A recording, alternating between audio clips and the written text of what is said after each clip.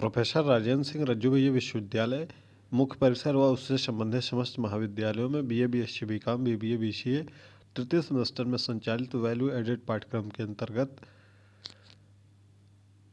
Health, wellness and yoga के बहुविकल्पी प्रश्नों की श्रृंखला में ये 5वां वीडियो है। इसके पहले हमने 4 वीडियो कर लिए हैं।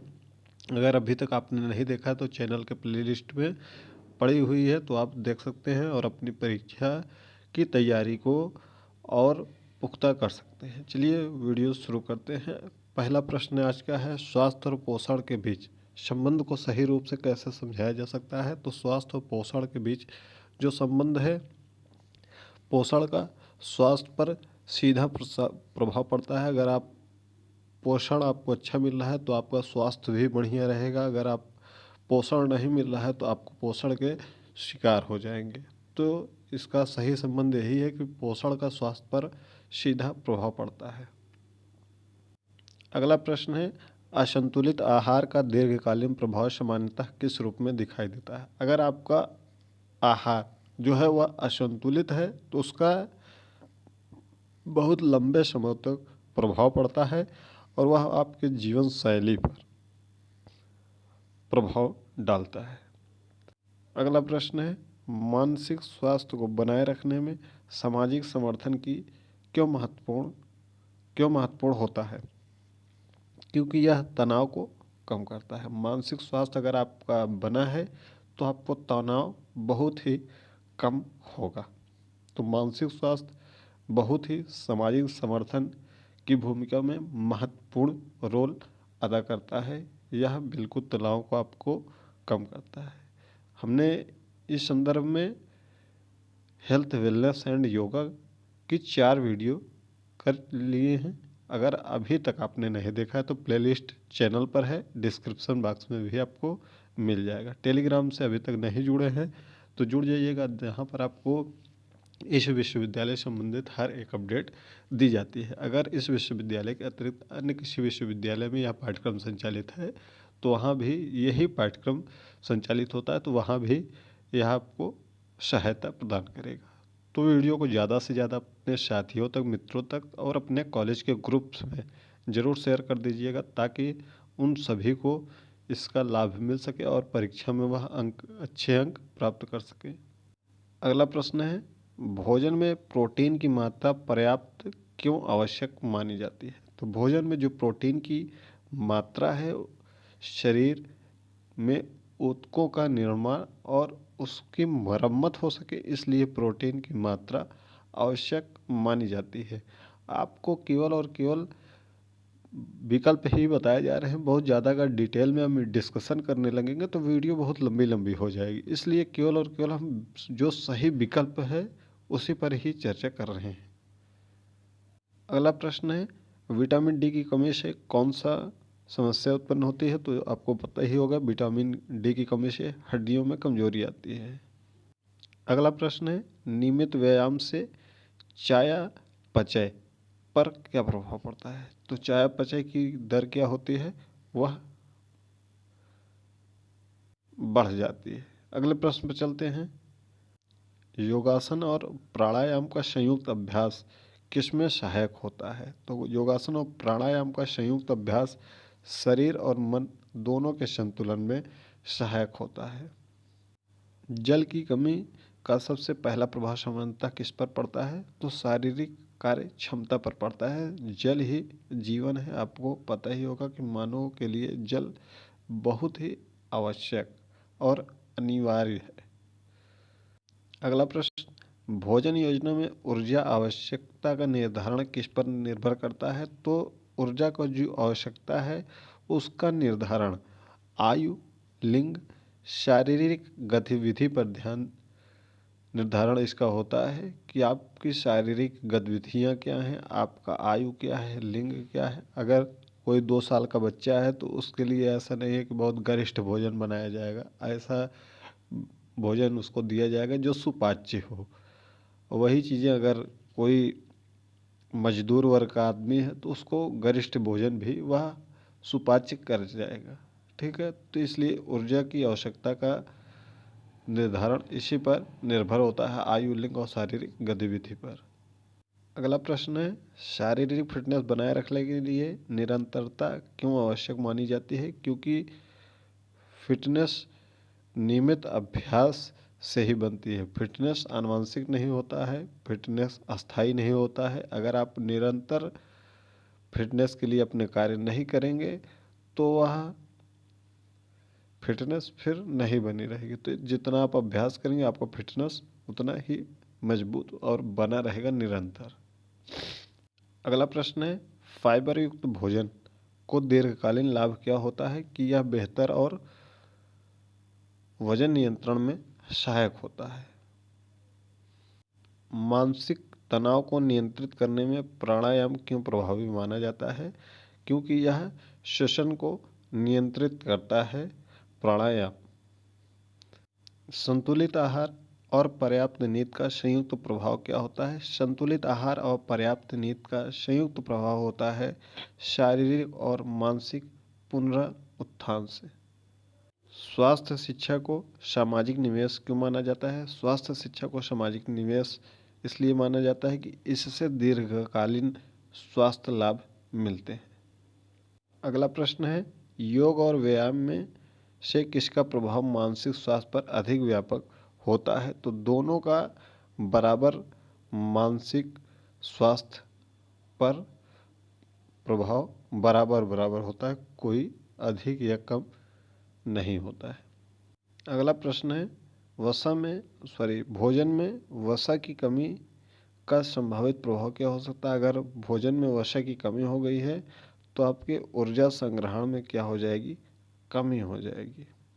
नियमित शारीरिक गतिविधि को जीवन शैली का हिस्सा बनाना क्यों आवश्यक है? क्योंकि यह दीर्घकालीन स्वास्थ्य बनाए रखती है। चैनल पर अगर पहली बार विजिट कर रहे हैं तो चैनल को सब्सक्राइब कर नोटिफिकेशन जरूर ऑन कर लीजिएगा। टेलीग्राम से नहीं जुड़े हैं तो लिंक डिस्क्रिप्शन बॉक्स में है, जुड़ना मत भूलिएगा। लगातार आपके लिए प्रश्न आ रहे हैं हेल्थ, वेलनेस एंड योगा के। इसके पहले हमने 4 वीडियो की है, अगर अभी तक नहीं किया है आप तो प्लेलिस्ट पे जाके उन चारों वीडियो को जरूर कर लीजिएगा। अगला प्रश्न है, मानसिक स्वास्थ्य को प्रभावित करने वाला प्रमुख जीवन शैली कारक कौन सा है? तो यह प्रमुख जीवन शैली जो कारक है वह अनियमित दिनचर्या। आपकी दिनचर्या अगर अनियमित है तो आपके मानसिक स्वास्थ्य को भी प्रभावित कर सकता है। संतुलित आहार है तो तब तो आपका मानसिक स्वास्थ्य सही रहेगा, ठीक है। अगर आपका नियमित व्यायाम है तो भी सही रहेगा। तो ये ऑप्शन सही है इसमें, अनियमित दिनचर्या। योगासन का प्रभाव धीरे धीरे क्यों दिखाई देता है? क्योंकि यह योग निरंतर अभ्यास पर आधारित होता है। स्वास्थ्य और फिटनेस के संदर्भ में निवारण उपचार से बेहतर का क्या अर्थ है? निवारण उपचार से बेहतर मतलब है कि रोग होने से पहले स्वस्थ आदतें अपनाना। अगर निवारण उपचार से बेहतर है, पहले ही हम अगर जो आगे समस्या आने वाली हैं उसका उपचार पहले से ही अगर हम खोज लें, यानी कि स्वस्थ आदतें डाल दें, तो हम रोगी होंगे नहीं। तो इसलिए स्वास्थ्य और फिटनेस के संबंध में निवारण उपचार से बेहतर है। यह इसका अर्थ है रोग होने से पहले स्वस्थ आदतों को अपनाना। संतुलित आहार का सामाजिक महत्व क्या माना जाता है? यह समाज में कार्यक्षमता बढ़ाता है। मानसिक और शारीरिक स्वास्थ्य के बीच सही संबंध क्या है? दोनों एक दूसरे को प्रभावित करते हैं।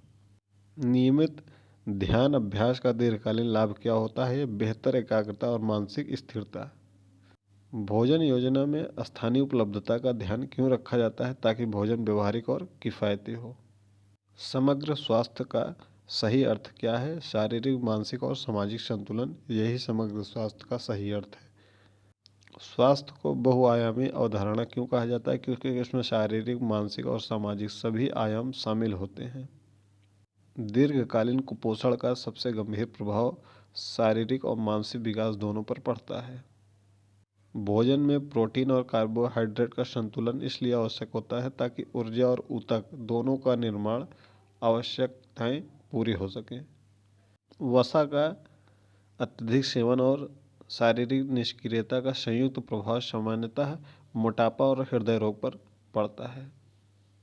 मानसिक तनाव का शारीरिक स्वास्थ्य पर प्रभाव किस तंत्र के माध्यम से सबसे अधिक होता है? तो तंत्रिका और हार्मोन तंत्र पर अधिक होता है।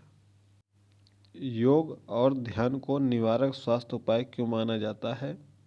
क्योंकि ये रोगों की रोकथाम में सहायक होते हैं। हम केवल प्रश्न पढ़ रहे हैं, उत्तर देख रहे हैं, प्रश्न पढ़ रहे हैं और सीधा उत्तर दे रहे हैं, क्योंकि इसमें बहुत ज़्यादा समझाने की आवश्यकता नहीं है, ये आपके समझ के ऊपर डिपेंड है।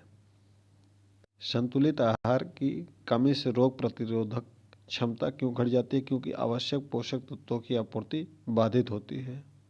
नियमित शारीरिक गतिविधि को जीवनशैली रोगों की रोकथाम में प्रभावी माना जाता है, क्योंकि यह चयापचय और हृदय स्वास्थ्य सुधारती है। भोजन योजना में सूक्ष्म पोषक तत्वों का ध्यान रखा जाता है। क्यों रखा जाता है? क्योंकि उनकी कमी से गंभीर स्वास्थ्य समस्याएं उत्पन्न होती हैं, इसलिए सूक्ष्म पोषक तत्वों का विशेष ध्यान रखा जाता है। प्राणायाम का प्रभाव मानसिक स्वास्थ्य पर अधिक क्यों देखा जाता है? क्योंकि यह श्वसन के माध्यम से तंत्रिका तंत्र को शांत करता है।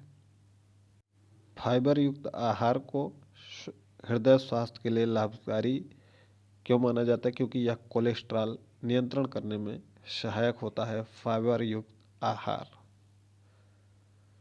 योगासन का प्रभाव धीरे धीरे लेकिन अस्थायी क्यों माना जाता है? क्योंकि यह योग शरीर और मन दोनों में क्रमिक अनुकूलन करता है। मानसिक स्वास्थ्य को बनाए रखने में जीवन शैली का महत्व अधिक क्यों होता है? क्योंकि यह दिनचर्या, नींद और गतिविधि मानसिक संतुलन को प्रभावित करती है। शारीरिक फिटनेस और दीर्घायु के बीच संबंध क्या है? अच्छी फिटनेस आपका आपकी आयु बढ़ाने में सहायक होती है। अगर आपको फिटनेस नहीं सही है तो आप कम आपकी उम्र रहेगी। अगर आपकी फिटनेस अच्छी है तो आप अधिक दिनों तक जीवित रहेंगे। भोजन योजना में ऊर्जा घनत्व का ध्यान क्यों रखा जाता है? एनर्जी डेंसिटी, ताकि कम मात्रा में पर्याप्त ऊर्जा मिल सके। स्वास्थ्य शिक्षा को व्यवहार परिवर्तन की प्रक्रिया क्यों कहा जाता है? क्योंकि यह स्वस्थ आदतें विकसित करती है। योग, ध्यान और संतुलित आहार का संयुक्त प्रभाव किस रूप में दिखाई देता है? तो योग का स्वास्थ्य और जीवन गुणवत्ता पर प्रभाव दिखाई देता है। योग का, ध्यान का, संतुलित आहार का संयुक्त प्रभाव पूछा गया है।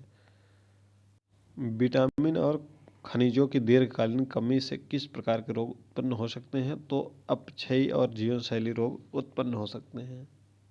नियमित व्यायाम में इंसुलिन संवेदनशीलता क्यों बढ़ती है? क्योंकि व्यायाम ग्लूकोज उपयोग को बेहतर बनाता है। योग को आधुनिक जीवन शैली के लिए प्रासंगिक क्यों माना जाता है? क्योंकि यह तनाव, निष्क्रियता और असंतुलन को कम करता है। पोषण शिक्षा और स्वास्थ्य शिक्षा में मुख्य अंतर क्या है?